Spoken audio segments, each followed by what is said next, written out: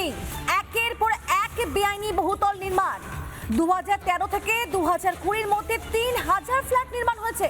যে ফ্ল্যাট নির্মাণে ছিল না কোন রকম ভাবে হাওড়া পুরসভার অনুমতি, মোটা টাকায় বিক্রি হয়েছিল সে ফ্ল্যাটগুলি পর্যন্ত। এবং কাঠগড়া এক্ষেত্রে কে অরূপ রায় ঘনিষ্ঠ প্রমোটার।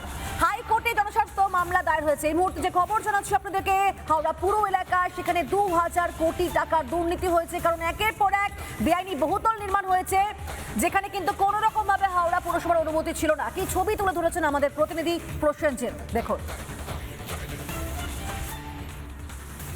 হাওড়া কর্পোরেশনের বেআইনি বাড়ির 2000 কোটি টাকার জনস্বার্থে মামলা করা হয়েছে এবং এরই মধ্যে নাম রয়েছে তৃণমূল কংগ্রেসের অরূপ রায় এবং মন্ত্রী ঘনিষ্ঠ রয়েছে। 2013 সাল থেকে 2021 সাল পর্যন্ত প্রায় বেআইনি বাড়ির যে সমস্ত হাওড়া শহরে ঘটেছে সেই সমস্ত বেআইনি বাড়ির লক্ষ লক্ষ টাকা দুর্নীতি করা হয়েছে।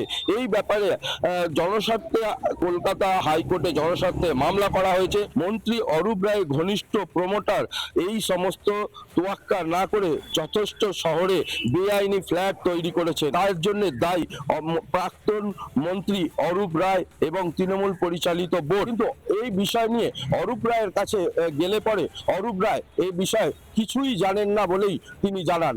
হাওড়া থেকে প্রসেনজিৎ অধিকারী রিপোর্ট, রিপাবলিক বাংলা। তৃণমূল নেতাদের মদতে অসাধু প্রমোটাররা বছরের পর বছর দিনের পর দিন ঠিক এইভাবেই বেআইনি কাজ চালিয়ে যাচ্ছেন এবং তারা ঠিক এইভাবেই দেখা যাচ্ছে যে একের পর এক ফ্ল্যাট তৈরি হয়েছে, মোটা টাকায় বিক্রি হয়েছে সে ফ্ল্যাটগুলি। প্রাক্তন মন্ত্রী অরূপ রায় কি জানিয়েছেন শোনাবো।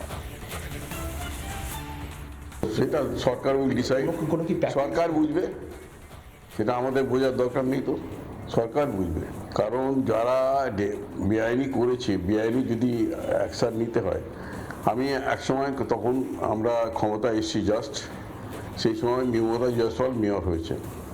মমতা জয়সওয়ালকে বলেছিলাম যে আপনি যখন বিল্ডিংটা হচ্ছে তখন ভেঙে দিন, বেআইনি বিল্ডিংটা হচ্ছে তখন ভাঙুন।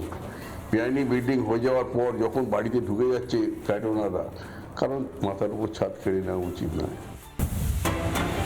নানা ধরনের কন্টেন্ট দেখার জন্য লাইক করুন, শেয়ার করুন আমাদের ফেসবুক পেজ, সাবস্ক্রাইব করুন আমাদের ইউটিউব চ্যানেল।